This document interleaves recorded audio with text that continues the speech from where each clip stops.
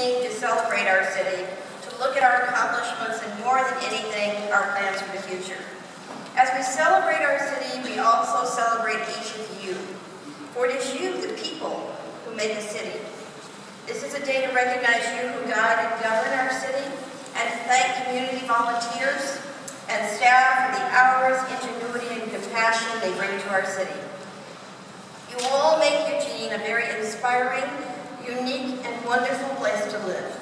The sheer number and quality of our volunteers and our staff accomplishments and our commitment to stewardship are known and recognized across the country. I want to take a few moments. I don't think Andrea Ortiz is here. She was our counselor for almost 8 years, and I just wanted to do a salute to Andrea, and again say thank you to Pat, and then I want to say thank you to these people I work with every day and how much I appreciate them, and I want to welcome our new counselors. And I hope they still have smiles on their faces after a few months. And I want to also welcome our new web partners. And then I want to do something I never do, which is I want to do a couple special thanks because it's a special year for me. I want to give a special thanks to my assistant, Margaret Carter. Margaret, where are you?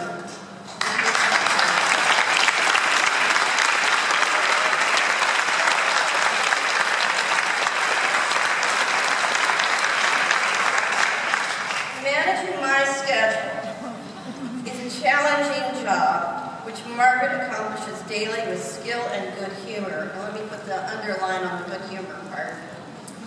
Thank you, Margaret, for having my back, and thank you to all the staff in the City Manager's office. Thank you so much.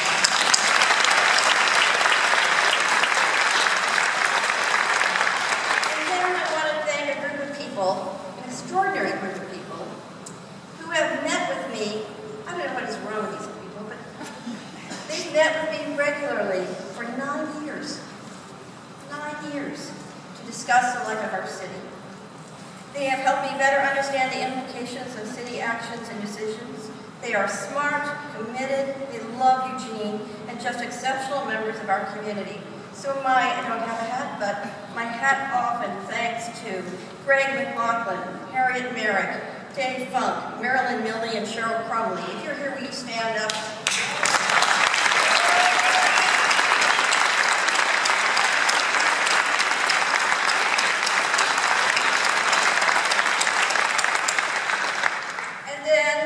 My biggest thanks to my wise, intelligent, and compassionate husband, David.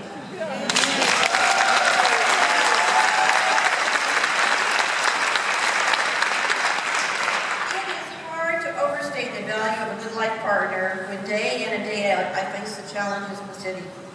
There's nothing that compares to having someone who knows me and cares about me and can be counted on to tell me the truth and stand by my side even after 42 years of marriage. And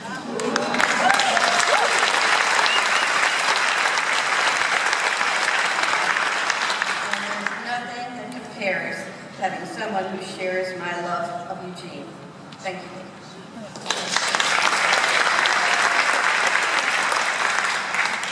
For me, this is a very sweet moment when I begin, can you believe it, my 9th year and 3rd term as mayor of Eugene. I know. Thank you for giving me the great privilege of serving. I want you to know that I approach the next 4 years with the same energy, fortitude, and commitment I had 8 years ago.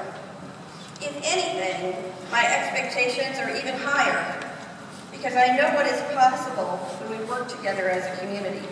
I know that we are indeed truly better together. Let's look at the last 8 years. Throughout the last 8 years, I focused on ensuring that Eugene has a strong, resilient, and creative economy that supports our families, and that our economic development is guided by sustainability, by caring for and nurturing both our natural environment and the social well-being of all. Back in 2005, there were many challenges to achieving those goals. Number one, the number one topic in city government was community division. I observed in my first day to the city, quote, different opinions based on facts, experiences, and expertise enable us to consider policy proposals from a broad range of perspectives. In the best of worlds, this results in sound decisions. We can improve how these opinions are expressed. We, both leaders and community members, simply can aim together to do it better, to respect the views of all, to engage our residents in new ways, and to carefully use the expertise we have. And we can aim for the win-win whenever possible. So over the last 8 years, we aimed for win-wins by providing open and transparent meetings with time for everyone to be heard and true deliberation to occur. Bringing many perspectives to the table to participate in the Sustainable Business Initiative, the West Eugene Collaborative, the Climate and Energy Plan, and Envision Eugene. Engaging our neighborhood associations in meaningful conversations and policy decisions. Forming working partnerships with our metropolitan partners to create jobs and build our economy. Holding mayors one-on-ones with city councilors from each ward, going to a different ward each month to sit down at a grocery store at 5 in the afternoon to listen to the concerns of people in those neighborhoods. And we improve city communication tools at all levels. These ongoing efforts and others have broadened our capacity to engage our community in decision-making and have built confidence that we can take diverse views and approaches and work together for the entire community. The second thing I faced in 2005 is that people were deeply concerned about inequities and social justice. Over the last 8 years, we've worked hard at this. With many community partners, we implemented internal and external diversity plans, developed policies, and spoke out quickly and strongly against hatred and discrimination. We set an ambitious goal to be a human rights city, and our council passed resolutions that support being a welcoming community for immigrants and access to educational opportunities for immigrants. Eugene established an independent police auditor and civilian review board to ensure a fair and responsive public safety system. We had put in place a database police system to better respond to crime hotspots that brought positive results. We implemented new training opportunities for de-escalating public safety situations when dealing with people with mental health issues. We helped build world-class affordable housing projects, including housing for vets. We supported Cahoots, Buckley House, and other human services. We expanded our car camping program to include tents and Conestoga huts, supported Egan warming centers, and approved a micro-housing pilot project. More importantly, we developed a triple bottom line tool so that all major city decisions would be looked at for their social equity, economic, and environmental impacts. In 2005, too often, economic success was pitted against environmental protection. 8 years ago, the debates were frequent and emotions ran high. As I said then, I learned from listening to people that across all sectors and political affiliations, our residents believe Eugene can and should have a strong economy and protect our beautiful natural environment. I suggested that by encouraging businesses that are sustainable, we can meet goals of environmental regeneration, social equity, and profitability, the triple bottom line. I launched a Sustainable Business Initiative to put these goals into action. And since that time, we have established a Sustainability Commission and created a Sustainability Liaison position. We've adopted green building standards. We've created an ambitious climate and energy plan that has received national recognition and puts in place strategies for food security, local purchasing, CO2 emission reductions, and zero waste. We've given the Bold Steps Award to businesses that have made significant strides in sustainable business practices. We've received an international award for setting the standard for sustainability at Olympic events. We launched the Love Food, Not Waste program and diverted over 1,000 tons of commercial food from the waste stream and into compost. And the other day, much to my delight, what do I find? But Bill Moyers has recognized Eugene as one of the top 12 cities leading the way in sustainability.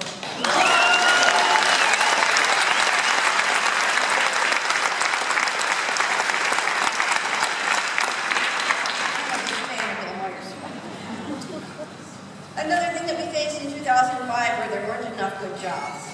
In 2005, just like today, our community needed employment to support families and to pay for city services.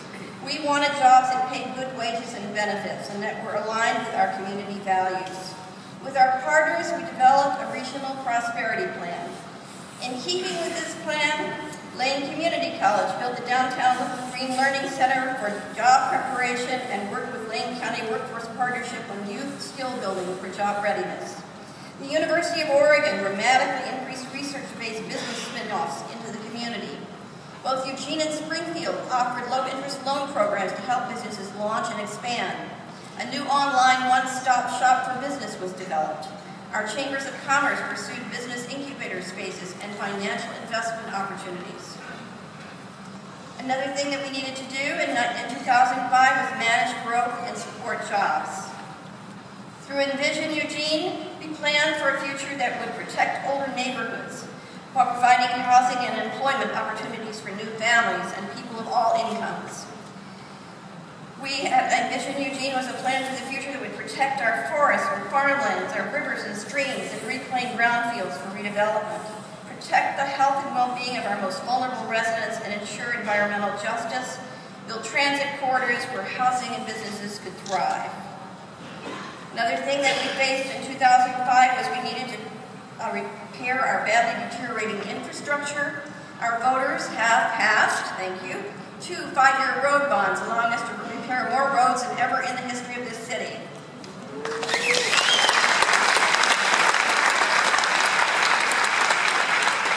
And I promised I would mention this. Bridges are infrastructure, and I want to mention that we have a new bridge over the Willamette, and it's named the Willowwood Passage Bridge, and we got that's infrastructure as well.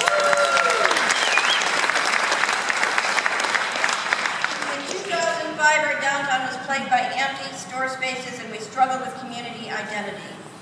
In 2005, I suggested we focus on the reinvigoration of our downtown that would encourage development and build on our assets. I supported identifying our city as a great city for the arts and outdoors, lifting up that special combination of important cultural, recreational, and athletic assets. And we developed partnerships and targeted our funds. There are at least 14 new developments in our downtown core, bringing jobs and millions of dollars in investment. These new developments include housing, offices, restaurants, and theaters. We've hosted 2 fabulous Olympic track and field trials and a number of other track events. The athletic prowess of Ducks has brought business, not to mention some roses and fiestas, to our community. And the Ducks are #2 in the nation.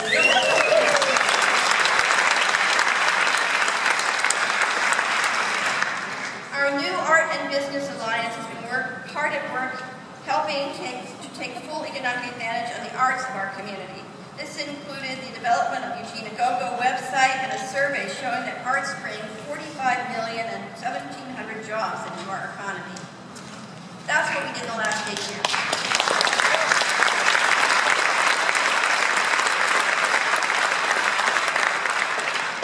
Now, for a look at 2013 and beyond. Building on a sound foundation and facing more challenges, in 2013 we have much to build on. There's a great deal we have accomplished together, and it was no mean feat. Our staff, council, and budget committee faced revenue reductions with courage, innovation, and integrity, cutting $24 million out of our $125 million general fund. They did it by requiring more work of fewer people and shrinking our city footprint while continuing to provide most key city services. This was not any easy, and they did it without whining at all. Like you, they know we have to deal with economic realities. So here we are, looking forward in 2013, and we're not out of the woods yet. There's more cutting to do. There are no more places to cut without serious reductions in service. Our belt is so tightened, so tight you can see it poking out our backs. So in 2013, if we don't want to lose vital city services, we're going to have to be innovative. We're now talking about significant cuts that include fire, police, library, parks, and pools. All of our services have seen reductions, and we've been extremely innovative in a number of ways, including the merger of Eugene Springfield Fire Services. There's nowhere left to cut without significant loss. Nowhere. So you may well be asked what you are willing to do to prevent real erosion of basic services. We're not talking about restoring previously cut or curtail services, but how to prevent further loss. The city manager has several revenue-increasing strategies to present to council for consideration, and your thoughtful input will be essential over the weeks ahead. The big picture issue here is identifying what kind of community we want to live in, and how we can work together to help our city through this critical time. So far, we have done well on all fronts. We've managed resources wisely and done our utmost to get the biggest bang for the buck, while getting through the tough times and preparing for a better day. The recovery is slow, and we will need to find an additional $6 million plus somewhere, either through budget cuts that result in loss of service or some form of increased revenue. And you're going to need to help us make that decision. We will be implementing our regional prosperity plan. We are planning a summit to examine data about the outcomes of our job-creating efforts thus far and the best direction for us to take. You may have read in the paper today the next new big idea to bump up our economic opportunities that we have developed with the Governor's Regional Solutions team is a proposal to build the South Willamette Valley Technology Business Accelerator to transition local businesses from startups to larger companies that can provide higher wage jobs. For Eugene, this would mean providing early-stage technology startups with a portable office and lab space close to university research, faculty, and students. Doing this would provide these businesses with access to high-capacity university equipment and expertise in an open environment that fosters the exchange of ideas and collaboration. It would connect businesses to mentors, give them guidance on business formation and outside investment, and provide sales and marketing support. This program will fill a need for such resources in his state, and the accelerators are envisioned to be located in both Eugene and Corvallis. Just yesterday, Governor Kitzhaber was here to discuss this proposal. And after hearing us talk to him about the proposal, this is what he said. He said, "Kitty, the state is all in."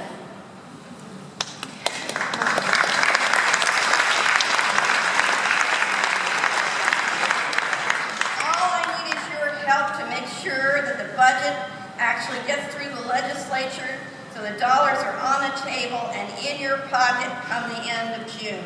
Okay, Governor, we're all in. Downtown revitalization will continue with an emerging arts and cultural district. There are already many pieces of an arts district in place, and more to come, with the Lord Believer's new theater opening and the downtown Bijou soon to open.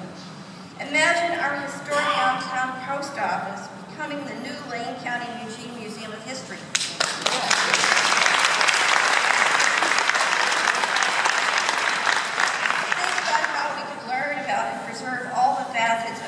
Very interesting history, good and bad, and all points in between. And think about designing a city hall that not only is where people come to be part of the municipal decision-making process, but also a place where people can convene, green spaces, where our rich cultural diversity is visually honored, and perhaps even where an indoor farmer's market can find a home. Woo.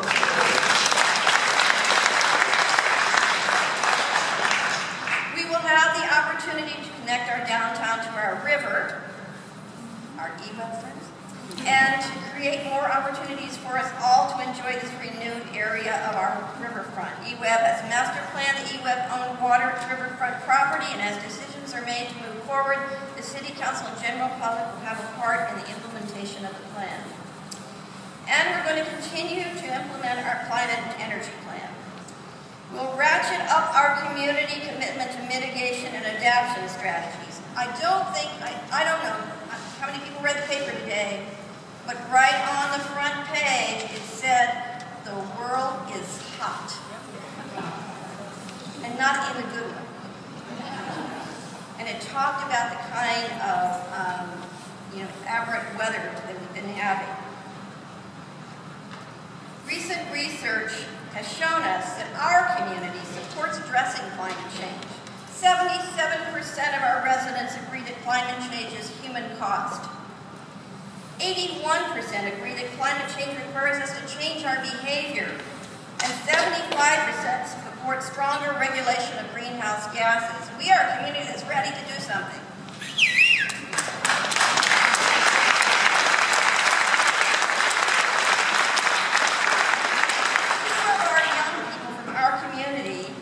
Two of our young have taken legal action on climate change. Yes.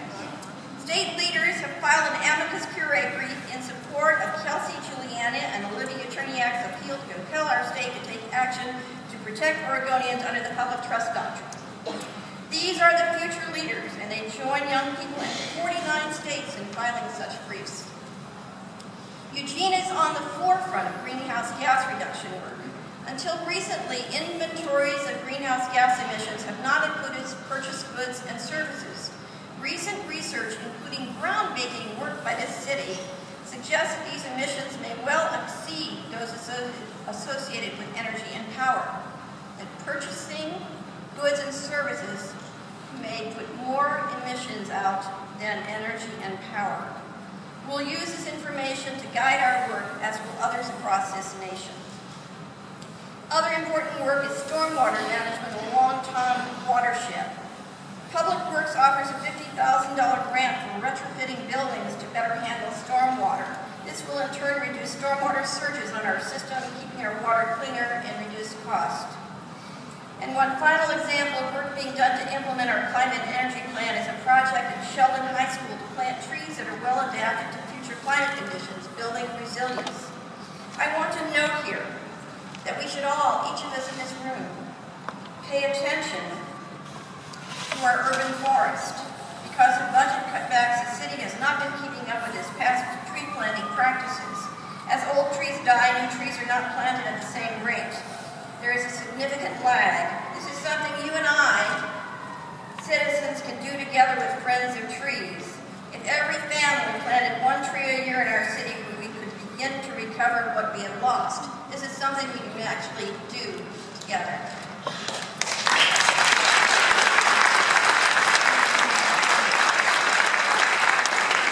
In addition to these special initiatives, we're looking at our land use planning and climate work together. We're looking at our risks and doing a regional vulnerability assessment. This may sound like a lot, but it's only a small percentage of what we need to do. Water scarcity is an emerging issue. Climate refugees relocating in this area may impact our resources sooner than we think. In the Netherlands, the government has been preparing for sea level changes for years. But here, like New Orleans, we are mostly unprepared. This is a work we need to do together, and it's very, very important work. And we need to improve our circumstances. We need to work to improve our circumstances. There are many in need. Our county government has faced far greater cuts that have impacted every corner of service provision, including human services and public safety. As a city, we recognize and feel the impacts of a less than functional public safety system, of insufficient jail beds,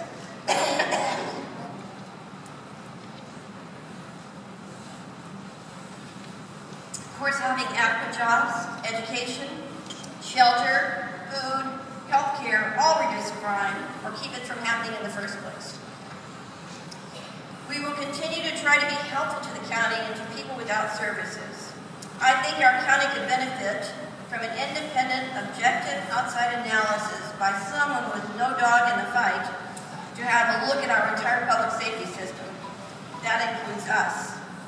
As the governor has said, we can't afford to keep doing what we've been doing. It's time to try something different. After the recent election, I have hope for better days ahead for this county and for our state. Things are still very challenging for all too many people. Our state will have many opportunities, our city will have many opportunities to lead and to help, and we will do our utmost, including continuing to address the needs of the homeless. We'll support a pilot micro-housing project. As recommended by the Opportunity Eugene Task Force, will set up an ongoing city committee to ensure we keep taking steps to reduce homelessness and to increase shelter options, property storage capacity, and safe legal places for people to be.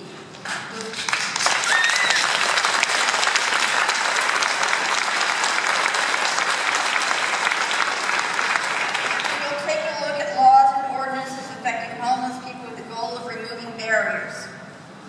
I know